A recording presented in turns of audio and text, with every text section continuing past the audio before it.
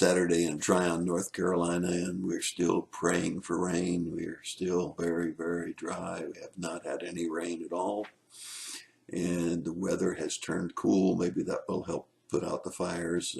The temperature is now 45 degrees, where this time yesterday it was over 65 degrees. So it's dropped 20 degrees in just one day. We're looking at spiritual warfare, part 6. And we've moved through the book of Genesis, and we saw Adam and Eve fail in their spiritual warfare. We saw Cain fail in his spiritual warfare. We saw Noah win at least twice, and then Noah failed because all have sinned and fall short of the glory of God, and none of us are perfect, no, not one. But we did learn an important lesson, and that was with Noah, and that he won when he walked with God. Well, we're looking at Abraham today, and we're looking at him early in his life.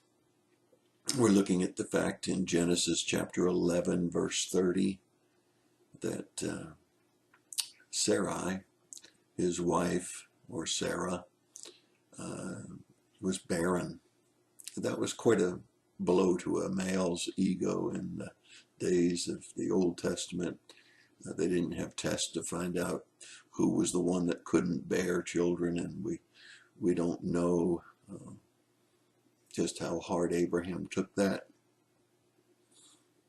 Having a male child was an important thing for Old Testament people, and we find that right off the bat, that Sarah's barren.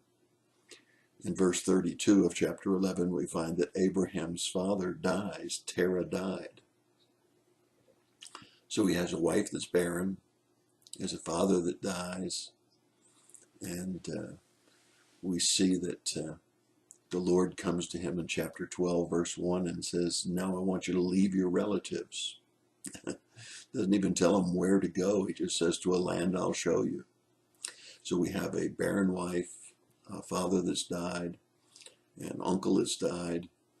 And we find that he's now told to leave his relatives, to go to a land that he doesn't even know where it is. Now, you know that Abraham had to have some spiritual warfare about that, about the wife, about the loss of a loved one, and about moving out from a land that he knew and from the relatives that he knew. Some of you have gone through one or more of those things. You've gone through wanting to have children and not able. You've gone through the death of a loved one. You've had to make a move that you didn't want to make to perhaps a place that you didn't even know about, because that's where job was going to take you. But remember the story of Noah. And when you look at Abraham in chapter 12, verse 4, you know that he did just exactly what the Lord said. Abraham went out just as the Lord had spoken. And as a result, Abraham's life would be blessed in many, many ways. He would become the father of a great nation. He would bring forth the Messiah. He would do all of those things that God had promised. Would it be easy? No, God never said it was going to be easy.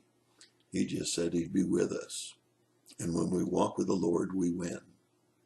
So here we are with Abraham in his first real major test. And Abraham wins because he walked with the Lord. He went out just as the Lord commanded him. That's your thought for the day. God bless you and have a great day.